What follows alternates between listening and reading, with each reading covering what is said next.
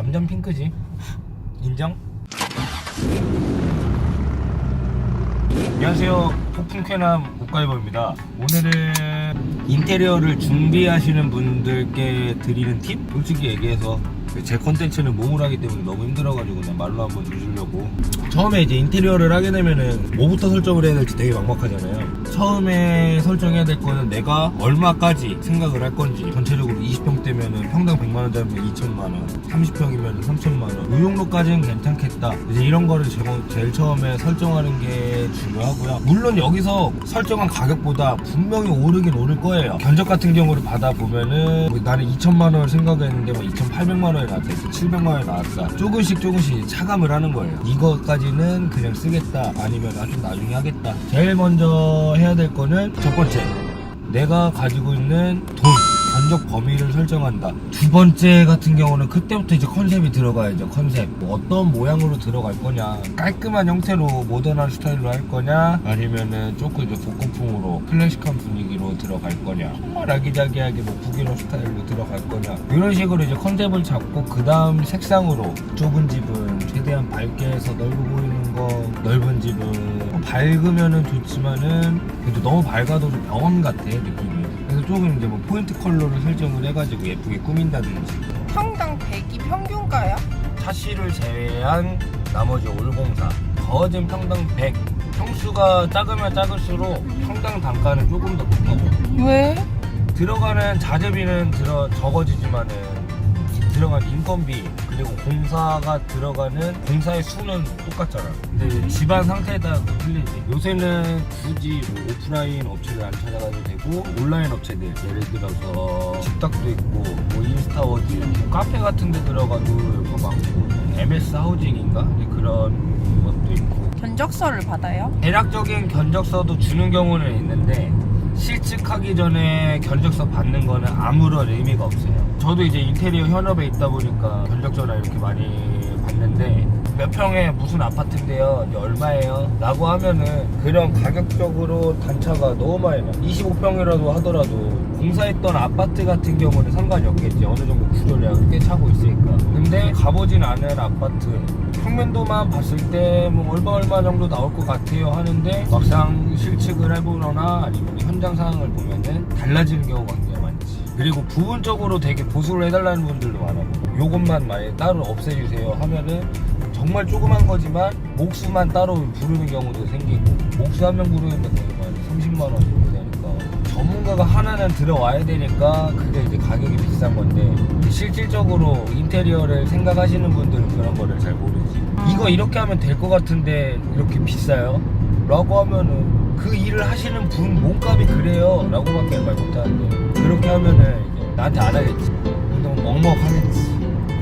업체를 한 몇 개 정도 비교를 하는 게 좋아? 너무 많아도 헷갈리고 너무 적어도 비교할 수 있는 게 없으니까 나는 한 두세 개 정도? 싼 데는 너무 좀 그렇잖아. 왜 싸냐면은 인건비는 그 동네마다 딱딱 정해져 있는데 인건비가 있어. 정말 터무니없이 싸다라고 하는 거는 그 인테리어 사장님이 직접 하는 경우도 있지. 자재를 엄청 싼 걸 쓴다던가 그런 건 없어요? 자재를 싸게 한다고 해도 자재 가격 같은 경우는 막 이렇게 뭐 100만원 이 정도까지는 차이가 안 나죠. 그러면 터무니없이 비싼 경우는? 디자인값, 내가 여태까지 블로그라든지 이런 광고 홍보비 이렇게 썼으니까 너도 이거 보고 오지 않았냐, 그러니까 나는 조금 더 고퀄이다 라는 거를 이제 약간 거기에 녹이는 거죠. 본인이라면 뭘 선택해요? 저요? 저는 무조건 싼 거 하죠. 왜냐면 내가 어느 정도 할 줄 아니까. 아니 말고 내가 고객이라면 손님이라면 아무것도 모르면은 인테리어 없잖아. 인테리어 왜 불러? 중간. 그래서 중간에서 좀 더 깎겠지. 사실 좀 해주셔. 진짜 같은 한국 사람끼리. 아니 서비스를 많이 달라고 하던가.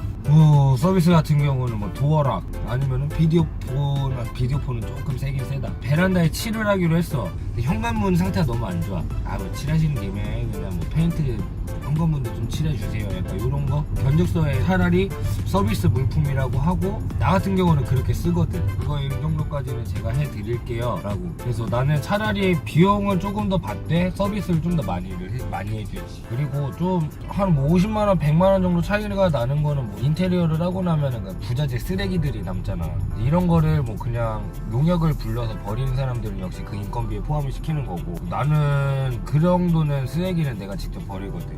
1톤 차 부르면은 뭐 3, 40 깨질 거 내가 직접 마대에 담아서 하면은 마대 비용만 뭐야? 5,000원이면 끝나지. 근데 해줬는데 마음에 안 들어. 내가 얘기한 거랑 달라. 그런 걸 그래서 하기 전에 도면을 그릴 수 있는 데에서 도면비를 주면은 도면을 그리고 도면을 내가 받아오는 데도 있단 말이야. 그대로 이대로 해주세요라고 하면 되니까. 말로 하면 어떻게 되든 그 뜻은 와전이 될 수밖에 없으니까 도면으로 확실히 하던가, 아니면은 사진 자료라든지 뭐 핸드폰 캡처 그런 거를 엄청나게 찍어 두는 거지. 조심해야 될 거, 첫 번째 뭐 내가 원하는 바에 똑바로 들어가 있냐. 그 두 번째는 정말 뭐 하자가 없냐. 특히 욕실 같은 경우 물이 들어가는 데를 굉장히 꼼꼼하게 봐야지. 물이 새는지 안 새는지. 왜? 밑에 집까지 피해를 주니까. 진짜 방수 한번 깨지면 그러면 하늘이 무너지는 거랑 똑같아. 보험에서 처리가 되는 것도 있고, 이게 보험 이름이 갑자기 생각이 안 나는데, 이거 나중에 인터넷 찾아가지고 자막으로 띄워줘요. 이게 약간 실비? 약간 그런 거에도 되는 게 있더라고. 욕실 같은 경우가 이제 가장 많지. 물이 새서 배관이 새는 경우도 있고 방수층이 깨져서 하는 경우도 있고. 그리고 이제 욕실 공사 같은 거 할 때 많은 분들이 욕실 공사를 기존에 있던 타일을 깨고 다시 처음부터 붙이는 걸로 알고 있는데, 모든 거는 아니지만은 기본 욕실 공사는 덧방, 기존에 있던 타일 위에 덧붙여서 하는 거를 기본 방법으로 합니다. 왜냐하면 첫 번째 비용, 타일을 다 깨버리면 방수를 다시 해야 되는데 방수 비용도 만만치가 않아요. 방수 비용만 3,400? 책임 방수 기준으로. 두 번째는 방수를 한 위에 또한 방수를 친다 하더라도 그렇게 썩 처음에 했던 방수보다는 완벽하지는 않지. 세 번째는 공정도 길어지고 굉장히 오래 걸리지. 그래서 기본적으로 많이 들어가는 거는 타일 기준으로 하면은 뭐 20평에서 40평까지는 욕실 사이즈가 거의 비슷하니까 250? 300? 업체한테 사기당하고 막 이런 건 별로 없어요? 많지. 뭐 자재를 바꾼다던가, 예를 들어서 뭐 특히나 가구 쪽에서 이제 이런 거는 많이 일어나는데, 나는 한샘으로 계약을 했어. 장 같은 경우는 일반 공장에서 찍어내고 문짝만 한샘 걸로 단다든지, 마루도 메이커 있는 동아마루, 구정마루, 이건마루, LG 하나 것도 있고 하기로 했는데 별 정말로 뭐 듣도 보도 못한 그런 마루 하는 경우도 있고, 자재 스펙 바꿔치기 조금 두껍게 하기로 했었는데 얇게 들어갔다. 근데 아니면 그런 거 못 알아보잖아. 그렇지, 못 알아보지. 그러니까 여러 가지를 이제 생각을 하는 거, 업체를 알아볼 때 이런 경우도 있어. 확장 공사를 하고 뭐 1년 2년 있다가 다시 이제 곰팡이가 너무 스멀스멀 피어오는 게 결로 현상이 심하니까, 내 현장에서도 이거 너무 심하다 한번 확인을 해줘라 했는데 단열재 없이 그냥 석고만 이렇게 무턱대고 딱 갖다 댄 거야. 그러니까 뭐 어떤 벽은 차갑지, 방 안에는 따뜻하지, 여기 물이 이제 배니까. 그래가지고 이제 뭐 다시 그거 다 뜯고 다시 했지. 샤시에서 사이가 많이 일어나지. LG 샤시를 해주세요. 네, 해드릴게요. 정말 샤시 틀만 LG 샤시만 들어가. 유리는 일반 사제 아니면 중국산. 거의 뭐 30평대 샤시 올공사 들어가면 1,000만원에서 1,500 잡으니까. 요즘에는 좀 어떻게 하는 걸 좋아해요, 사람들이? 요즘에는 거의 뭐 틀에 박혀있지 하는 게 최대한 밝게, 문은 무채색, 그레이 아니면 블랙으로. 그리고 싱크대는 화이트 계열로 하이그로시로 해주세요. 이것도 조금 이제 이것도 시간 지났는데 요새는 무광 쪽으로도 이제 많이 하지. 너무 유행 따라가는 것보다는 어차피 우리 집이니까 정말 내 스타일대로 하는 것도 나쁘진 않다고 생각을 해. 내가 무슨 색을 좋아한다, 민트색을 좋아한다. 집에서는 민트색을 뭐 잘은 안 쓰니까 안방에 포인트 벽지로 민트색을 쓴다든지. 바닥도 비싸긴 하지만 타일로 하는 경우도 이제 많기는 많은데, 나는 애기 있는 집에는 타일 별로 추천 안 하거든. 미끄러우니까. 그리고 깨지면은 또 이제 부은 보수가 이제 골치 아파. 타일 단종되고 또 이러면 머리 너무 아파. 그래서 바닥은 무난하게 하되 나머지 부분에도 좀 포인트를 주는 것도 나쁘지 않지. 정말 화장실 뭐 예쁘게 막 핑크하고, 요새 이제 이런 것도 많이 하니까 로즈 골드 하지만 남편들은 그런 거 별로 안 좋아한다는 거야. 깔끔하게 막 회색으로 빡빡 이런 거. 난 할 거야. 할 거야? 남자는 핑크지. 인정? 그리고 많은 분들이 이사님 막 사진 보여주면서 이렇게 해달라고 하는데 거의 태반이 북유럽식 되게 많아. 커튼 흰색에다가 이렇게 조금씩 되게 밝게 근데 막 깔끔해 보이고 하는데 우리나라에는 정말로 안 어울리는 방식이 북유럽식 가구겠지. 굉장히 주관적인 생각인데 외국은 어쨌거나 창고도 있고 차고 따로 이제 내가 짐을 놓을 데가 있단 말이야. 근데 우리나라 아파트는 없어. 창고라는 개념이 베란다밖에 없지. 근데 거기에 이제 그 북유럽식으로 맞추겠다고 수납장, 행거 이런 거 전혀 없이 이 모양대로만 만들어 달래. 보면은 네이버 오늘의 집 막 이런 거 뜨는 거 보면은 야, 난 먼저 드는 생각은 집 이쁘다 이런 것도 있는데 짐을 다 어디다 놔? 이 생각이 가장 정말로 방 하나를 드레스룸으로 꾸미지 않을 생각이라면은 정말 뭐 미니멀 라이프 우리나라에는 잘 안 어울린다고 생각을 해. 극혐.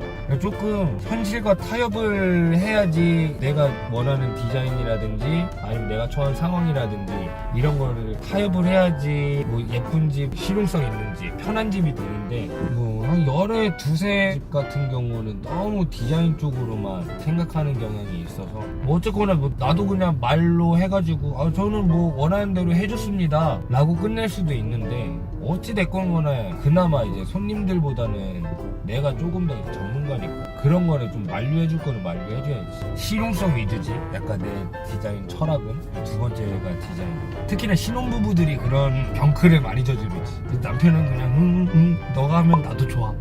그래 그렇게 하자. 마음을 못하고 나중에 이제 그 남편이랑 담배 한 대 피면서 얘기하지. 시장님 왜 그랬어요? 좀 알려주시지. 알렸잖아요.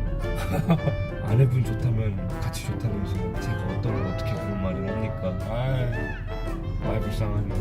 뭐 인테리어라는 거는 솔직히 뭐 별거는 없어요. 솔직히 뭐 조금만 더 관심만 갖게 되면은 요새 뭐 또 DIY 셀프 인테리어 이런 것도 뭐 굉장히 많고 TV 프로그램도 굉장히 많으니까 가구 같은 경우도 업체들 근처 얼마나 많아. 한샘 있고 리바트 크게 들어가 있고 좀만 더 가면 또 이케아 있고 인터넷으로 보는 것도 많으니까 가구 배치만 예쁘게 꾸며도 집 정말 넓어 보일 수도 있고 이러니까 인테리어에 많은 관심 부탁드리고 혹시나 집 인테리어를 하는데 그래도 한 새 업체 중에서 우가이바한테 한번 견적 받고 싶다 하면은 쪽지 있나 유튜브? 댓글, 이메일 주소, 인스타, DM. 인스타 DM 해주시고 그리고 잘 보셨으면 구독과 좋아요, 알람 설정, 알람 버튼 이거 맨날 헷갈려.